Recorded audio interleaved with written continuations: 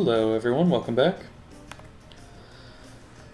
Last time we explored the majority of this level and we talked about problems with open source software existing, even though I think it's wonderful that it exists and I wish everything could be open source. Unfortunately, sort of how the projects arise fight against the project's existence in the first place. So, while I'm trying to find these last however many 11 gems. Is that? Oh, it looked like something for a minute. So sort of in the same vein, I want to mention modding. Oh crap, I'm dead.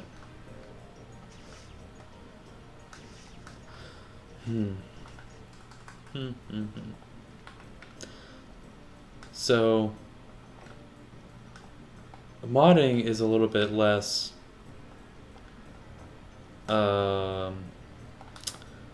controversial, debatable, I guess, because, oh, hey.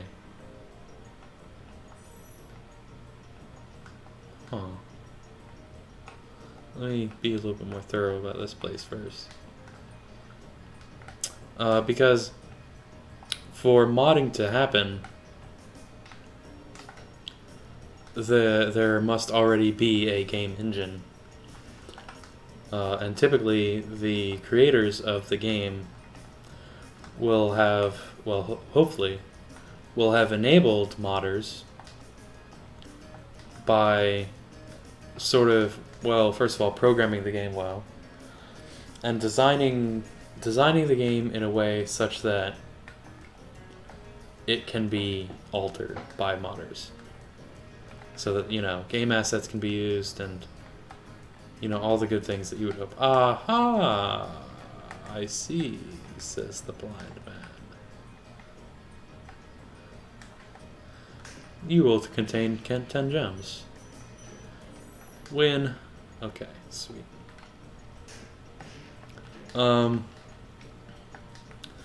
So, yeah, modding is pretty great.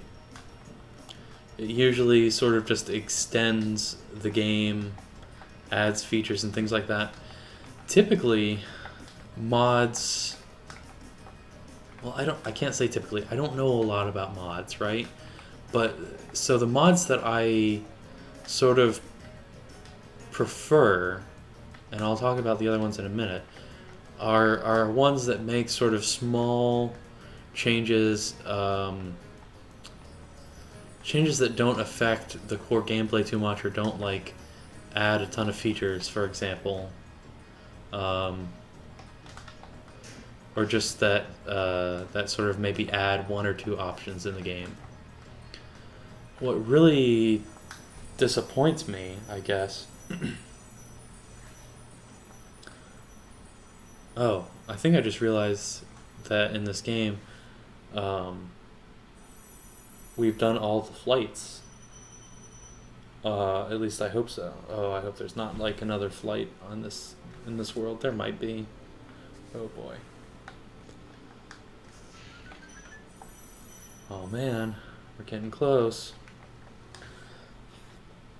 So what disappoints me the most is when I see mods that are just like huge additions or changes to the game.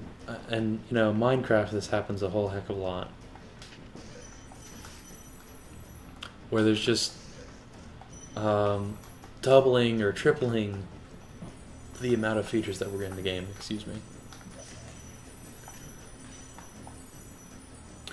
And that annoys me because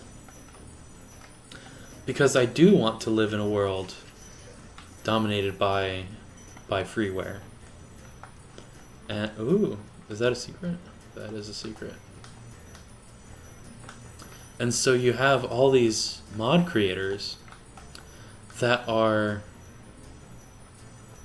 almost directly supporting Oh.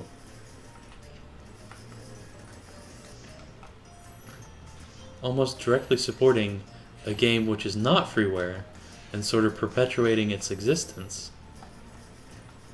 God dang it, I ran right into that.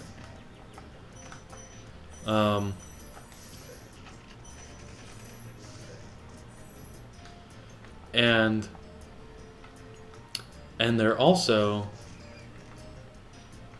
okay, they're perpetuating its existence when they could probably spend just as much time working on an open source engine. Thank you for releasing me. No problem, buddy. So it's like, I mean, obviously, I suppose it's easier to not reinvent the wheel, so to speak.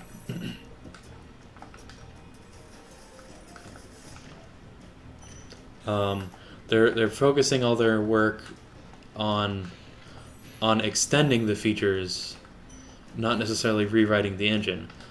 But I'm pretty sure with all the features that are added in some mods, instead of doing that, they could pretty easily. Oh, there's another supercharge thing. If they spend that much time adding new features, they could spend that same amount of time and just rewrite the whole engine. And then I start to think, like, well, here's this amount of work that was done for free, and instead of that work being done to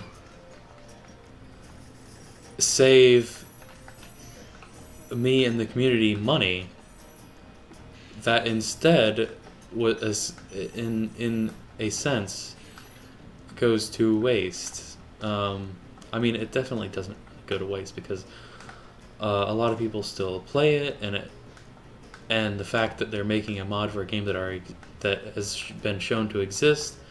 Can I fly up there? Okay. The game has sort of already absorbed any risk, you could argue. And so the mod creators are doing something less risky by simply extending something that's already been shown to work. But man, like if you got just that entire modding community, just take one or two of them to rewrite an engine and make it free and open source, and then all the other people can still make their mods, but it'll then be for a free game, not a game that costs money. Yeah, so it's sort of, I object to it because it's sort of an inefficient use of manpower. I mean, who am I to say what people spend their time on, right? This is just a sort of philosophical thing. If everyone could do what is in theory the optimal thing, I think it would be... I didn't put that thing back up. I'm gonna go get that extra life. I really think it would be optimal if we just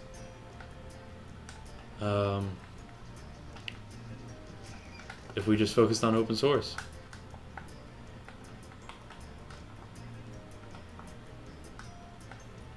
And it's strange, and I don't know what effect that would have on the gaming marketplace as a whole. Like, maybe it would have a detrimental effect, sort of devaluing games. But yeah, it's just sometimes I'm frustrated by that. Be on the lookout for more commanders. They better be on the lookout for me.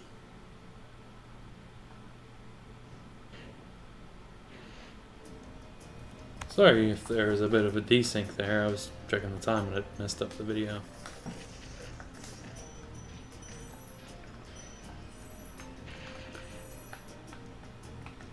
Yeah, so I'm sort of frustrated when we see these companies that make. Well, I guess I should be more specific. I'm frustrated a bit by Minecraft. How I mean, this happens with everything, really. They started out small, and now they're sort of a giant entity.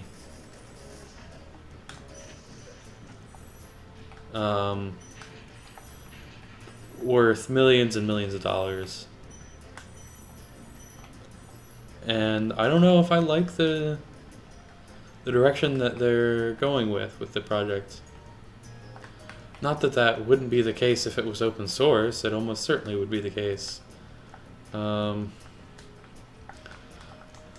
I feel like... but here's the thing. If Minecraft, or any game really, it's kind of general. If it were open source, then it would no longer be a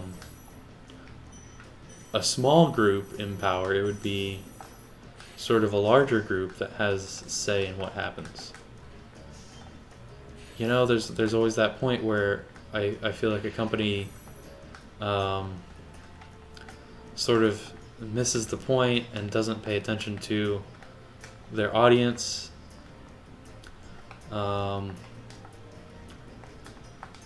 And sort of goes in their own direction, which turns out to just be like a terrible direction. I don't know. I'd really like to know where the rest of these gems are. And so, okay. I mean, I think in some sense I've been... That's a little bit unfair. Because for one, they sort of do have decision-making rights, right? Because it's their project. And who's to say, like why must it be the case that they are making the software like for me or for am I dead? Yeah, I am. Oh. Who says they have to make the product for the community? That's almost never the motivation at first. We gotta find out where the rest of these gems are. Alright, I believe... Oh no, we still have time. Keep thinking we're out of time, but we're not. Oh, wait, what's over here? Nope, that's death. Death is that way.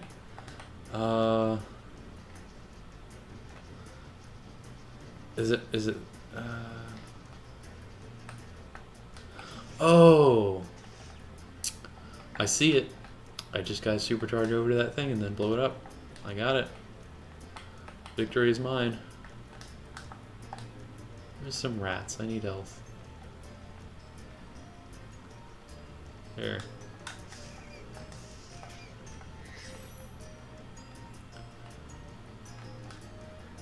So yeah, it's easy to be critical when you see, hey, here's this popular game that I really like, but why can't it just be a little bit different? Why can't it be like I envision it, right? Unfortunately, that's going to be the case with everything. But Ooh, I'm still missing gems. And so that would be the case with everything, and that's sort of where modding comes in. But man, wouldn't it be great if you didn't have to go through this whole long process? Like first there's like how I think the cycle works is first there's a commercially successful game. And then there's a freeware, well, there's a bunch of iterations of it that are just sort of trying to cash in on it. In other words, not freeware. And then there's a freeware version of it. And then people start modding the freeware version of it. And then ultimately, you know, if it works out, how do I go back? Then finally you have your open source freeware. Oh my goodness. Oh, there's one more crate that I missed. Oh, hey. It's you. It's you that I missed, huh? I don't think I've ever missed an enemy before. Oh. Slow down, slow down.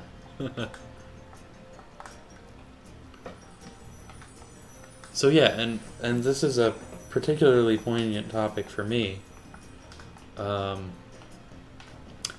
Because the rhythm game community that I volunteer for, I personally have made an open source freeware rhythm game engine, and I'm working with some of the other volunteers to sort of perfect it. Well, so perfect the genre, not perfect my engine. My engine was pretty bad, but functional. I have to get through all these guys. I don't even need to fight you.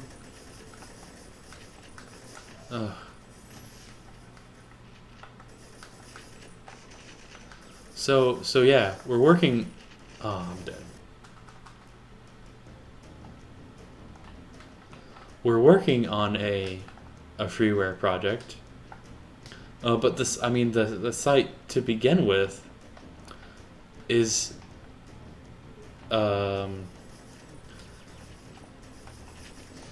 is a freeware project in a sense, because it's a freeware version of, oh boy, of like rhythm games in general. I have to concentrate here.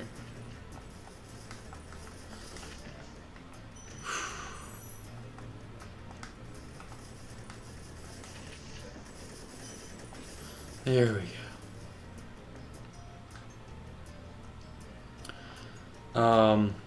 And it was kind of an alternative to, oops, sorry, something that was already a freeware version. You may have heard of Stepmania, which is a freeware version of something of that's like the actual product. I think was also called Stepmania. And that was in arcades, and I guess technically you could call that having to pay for it.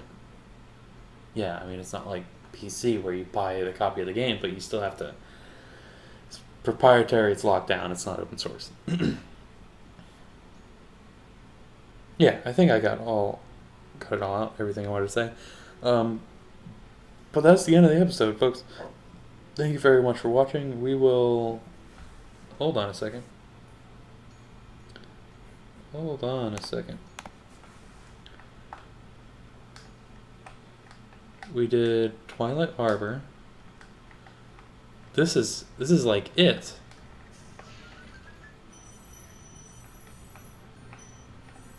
Give me those. We will fight the final boss of the game in the next episode. Alright. I'll see you then.